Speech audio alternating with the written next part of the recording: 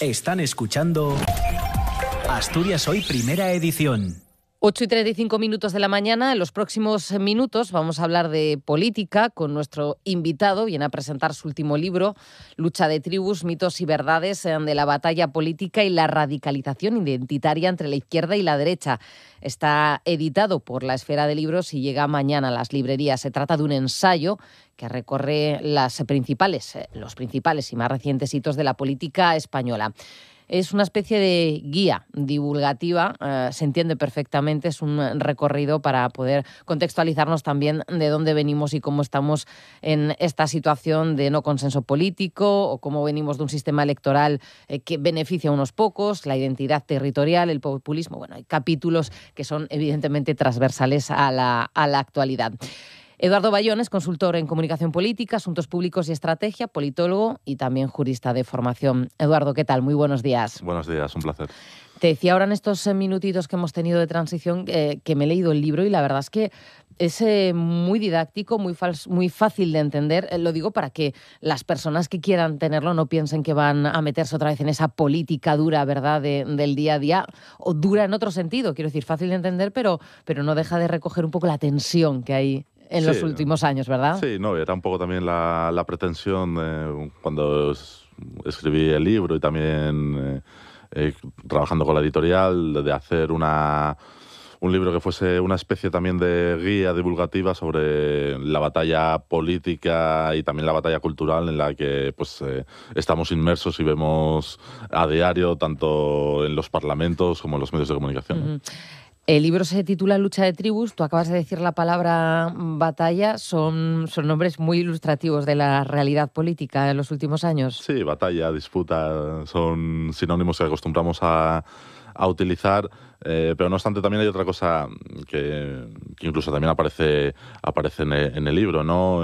La política muchas veces, y sobre todo en España, pensamos en ella como consenso, acuerdos, etcétera, que también forma parte de la política de forma indiscutible, pero la política y la democracia no deja de ser también la forma de canalizar las disputas sociales de una forma también pacífica, ¿no? No nos matamos ni vamos a guerras o batallas físicas como hace siglos, sino que es al final la canalización de esas preferencias o de esas también mayorías o esa utilización de recursos se canaliza a través de esa política.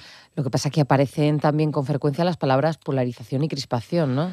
Sí, porque también es muy síntoma de nuestros tiempos, o de nuestro tiempo, sobre todo yo creo que a raíz de la crisis de 2008, que genera un malestar importante por motivos obvios de cómo se gestionó aquella crisis, un malestar en la sociedad, que también, esas consecuencias llegan hasta nuestros días a través de cierta ira en algunos votantes, pero sobre todo una polarización que, aunque el texto en sí no se dedica exclusivamente a abordar la polarización, pero sí es también parte esencial de la actualidad política, una polarización que yo considero que es sobre todo emocional. No estaríamos hablando tanto de una polarización ideológica o incluso programática, sino muy de emociones, ¿no? Incluso en algún momento hago el símil con el fútbol, ¿no? Por ejemplo. Y es una polarización que también yo creo que... De pertenece al grupo. De pertenencia al grupo, de la izquierda o la derecha. Sí, de estos son los míos, también partidista, pero es una polarización emocional que también se ha fomentado evidentemente con las propias redes sociales y sobre todo también con los medios de comunicación, ¿no? En el último capítulo, en los últimos capítulos del libro que abordan hiperliderazgos y la mediatización de la política actual, pues toco, entre otras cosas, por ejemplo, como programas de infoactualidad que también tuvieron un auge tras la crisis de 2008, sobre todo también cuando el 15M de 2011 hay una demanda por parte de la ciudadanía de información política y de actualidad, empiezan a fomentarse programas televisivos de infoactualidad, que son también programas en los que tienen una estructura que retroalimenta esta polarización, porque te ponen en un lateral a los de un bando, entre comillas, a los de otro enfrente, y también muchas visualmente veces... es fácil de identificar, claro. Es muy fácil de identificar, y también muchas veces los argumentos son pues de pertenencia o emocionales, y tú identificas claramente quiénes son mis periodistas o quiénes son mis tertulianos y cuáles son los del bando contrario, ¿no? Esto viene de atrás, es una situación derivada de una España democrática, porque además le dedicas también unos capítulos de esa, no sé si bien o mal resuelta, mito fundacional, que hablas del mito fundacional del 78, por ejemplo, de un sistema electoral que puede beneficiar a las élites. ¿Esta situación de lucha o batalla viene derivada ya desde hace años? ¿De cosas que nos han resuelto bien o nos han resuelto...? Bueno, creo que es también una cuestión muy del contexto histórico, me atrevería a decir, ¿no? En cuanto a que yo creo que todos los países de nuestro entorno o todos los países occidentales están en situaciones parecidas, que bueno, yo creo que también mucho tiene que ver con esa crisis de 2008 que comentaba. También que es una democracia en España también más asentada. Respecto al tema del consenso, yo también lo que intento plantear o cuento un poco en el libro es la paradoja de que, bueno, en España, por el sistema político actual, el sistema democrático, se llegó como se llegó. Su mito fundacional lo configuró, lo encontró pues en esa idea de consenso, en esos líderes de la época de la transición que jugaron un papel también en la realidad, pero también potenciado por los relatos posteriores, como muy determinante, muy épico. Muchas veces pues la figura de Suárez, la propia figura de Juan Carlos I o otras tantas, ¿no? Y esa paradoja de que muchas veces estamos escuchando discursos que se apela continuamente al consenso, pero también es un consenso o un mito, en este caso un mito fundacional, que se utiliza o como parapeto para frenar reformas institucionales que están pendientes, también de una forma ya casi eterna, como puede ser, no sé, la tan manida reforma del Senado o otras cuestiones, y bueno, como decía, también como arma arrojadiza. Y el sistema electoral, o sea, no es que beneficie a una élite política, sino que sobre todo es un sistema electoral, para quien nos escuche lo ubique también temporalmente, es un sistema electoral incluso previo a la propia Constitución, porque estaba diseñado y configurado para las elecciones generales del 77. Y en esa línea también es, pues, bueno, un sistema electoral que tiene cierto sesgo que favorece en su momento también a fuerzas de centro-derecha por el peso que tiene las circunscripciones en cuanto pues, a provincias que reparten menos escaños, que generan al final un sistema cuasi mayoritario, porque, por ejemplo, una provincia que reparte 3 o 4 escaños, es difícil que una tercera opción política consiga representación, aunque obtenga y supere la barrera electoral, ¿no? Hay un capítulo muy interesante precisamente sobre cómo ha evolucionado también determinados conceptos o cómo se han resignificado, ¿no? De hecho, lo estamos viviendo de unos años a esta parte, la libertad, ¿no? La libertad que antes quizás enarbolaba más desde la izquierda, ahora es un concepto que no sé si has resignificado la derecha, pero también hablas de ideología o de feminismo. Con esto quiero preguntarte, ¿se patrimonializan los conceptos según la ideología y se resignifican? Sí, totalmente, ¿no? Al principio decía que el libro abarcaba un poco la batalla política y también, sobre todo, la batalla cultural. Y la batalla cultural es también la resignificación de conceptos y la apropiación. El libro dedica una primera parte que hemos comentado un poco ya a dibujar o retratar un poco el escenario de la contienda. La segunda parte sería más esa disputa de conceptos actual que existe, ¿no? Y hay una tercera parte del libro que se dedica sobre todo a hiperliderazgos y mediatización. Y dentro de esa disputa de los conceptos, pues bueno, el ejemplo de la libertad es también muy paradigmático, ¿no? Porque en España, sobre todo, la libertad era como un concepto muy dibujado, definido en su momento por la oposición democrática a la dictadura, y en la actualidad estamos viendo como esa idea de libertad también desde finales de los 80 con el auge del neoliberalismo y demás, vemos como hay una apropiación y una explotación además inteligente, incluso efectiva por parte de la derecha, que se ha visto sobre todo con un máximo exponente en los últimos años con la pandemia, ¿no? Donde además se dibuja a una izquierda que continuamente prohíbe, o sea, se hace un poco esa caricatura desde la derecha, y también pues con personajes como la propia presidenta de la Comunidad de Madrid, Isabel Díaz Ayuso.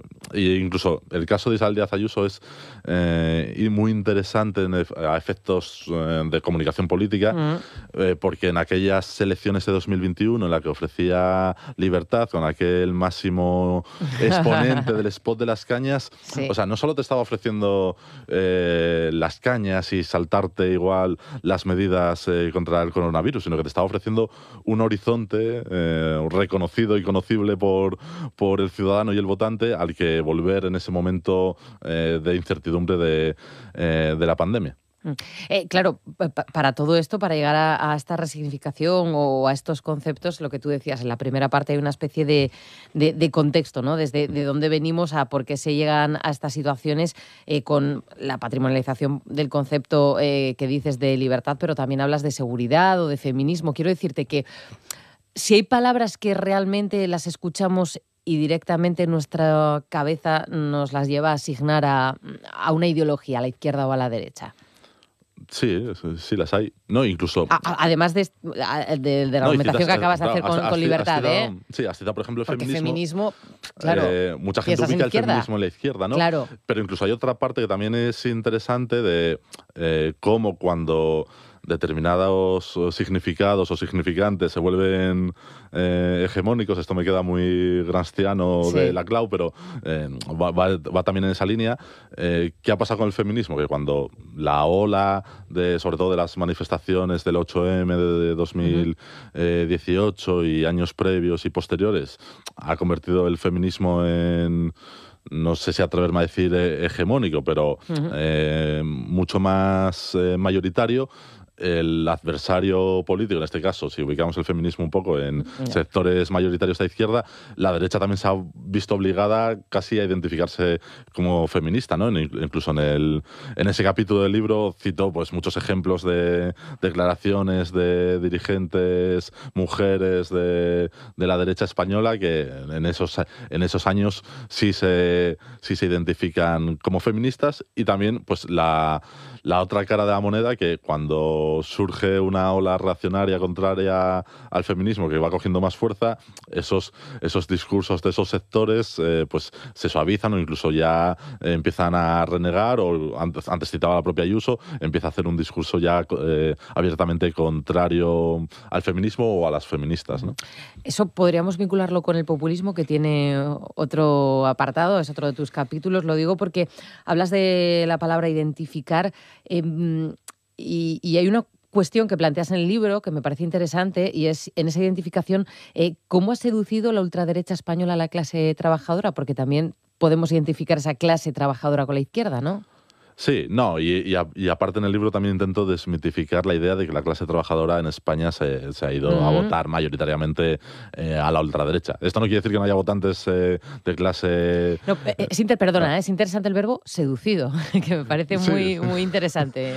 Sí, o sea, como decía, no creo... Bueno, y los datos lo demuestran, ¿no? Que no hay un voto mayoritario de la clase trabajadora a la ultraderecha. Es más, incluso el Partido Socialista, por ejemplo, en sus momentos más bajos de amenaza electoral de Podemos, también resiste, sobre todo gracias al voto de la clase trabajadora. Eso no quiere decir que no haya votantes de clase trabajadora que voten a la derecha, como ha pasado toda la vida, y como votan al PP.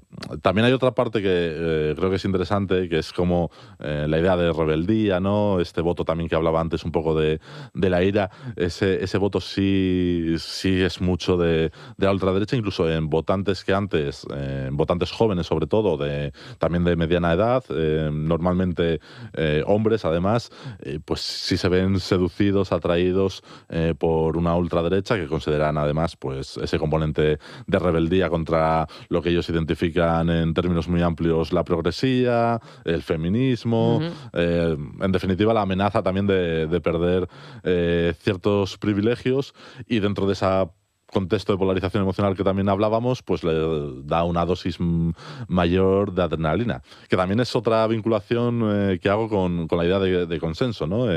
El mito del consenso como mito fundacional era en un contexto en el que precisamente un actor marginado del proceso de la transición, como eran las fuerzas políticas de la ultraderecha o las más reaccionarias, estaban completamente al margen del proceso, y hoy te condicionan la agenda política, la agenda mediática y la vida parlamentaria.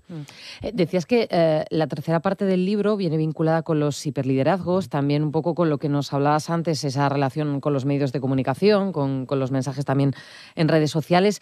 En esa parte del hiperliderazgo podemos también vincularlo, o en el libro, en este caso, en Lucha de Tribus, con una cabeza muy grande que representa a la formación. Se puede poner un ejemplo como el de Yolanda Díaz, que es Sumar, o se creó Sumar alrededor de Yolanda, con el peso que tiene Pedro Sánchez. ¿Cómo es ese planteamiento que hay ahora del hiperliderazgo en las clases? Bueno, realmente creo que casi todos, ¿no? Y lo enlazaría también con ese origen de casi todo lo que pasa ahora en la crisis de 2008, en cuanto a que en tiempos de incertidumbre la gente busca liderazgos fuertes. No solo en España, o sea, lo vemos en los países europeos, lo vemos en Estados Unidos con ejemplos como Trump, incluso la propia candidata Kamala Harris, que sustituye a un candidato que se percibe como débil, incluso por términos biológicos de edad. Y es una cuestión que además, en el caso español sobre todo, se ha visto también retroalimentada por la forma en la que ahora ya se eligen los liderazgos, que es por primarias o mecanismos plebiscitarios, donde la legitimidad ya no te emana de un órgano intermedio o en un órgano representativo, sino que te emana de la propia base del partido, de la formación, de simpatizantes, militantes, pero eso está muy bien, ¿no? etcétera.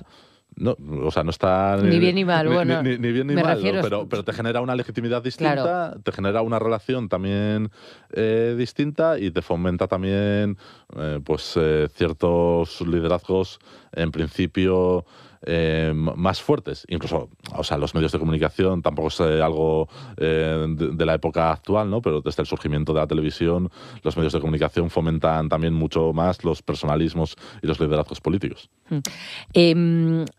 Decías antes también que hay una especie de desconfianza, ¿no? Hay una desafección política, eso está claro y es manifiesto.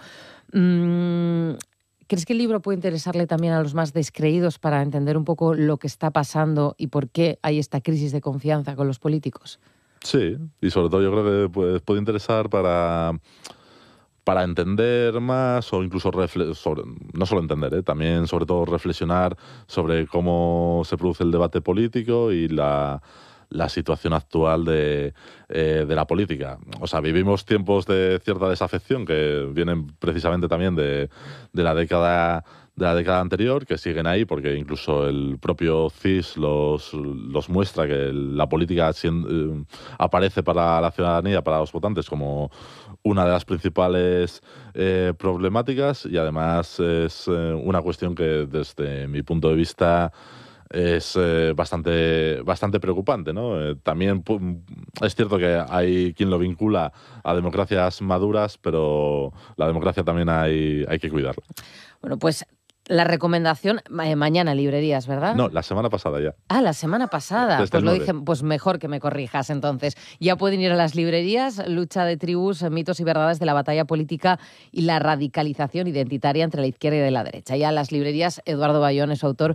Muchísimas gracias por acompañarnos y ayudarnos a entender un poquito más qué es la política hoy. Gracias a vosotros. Gracias.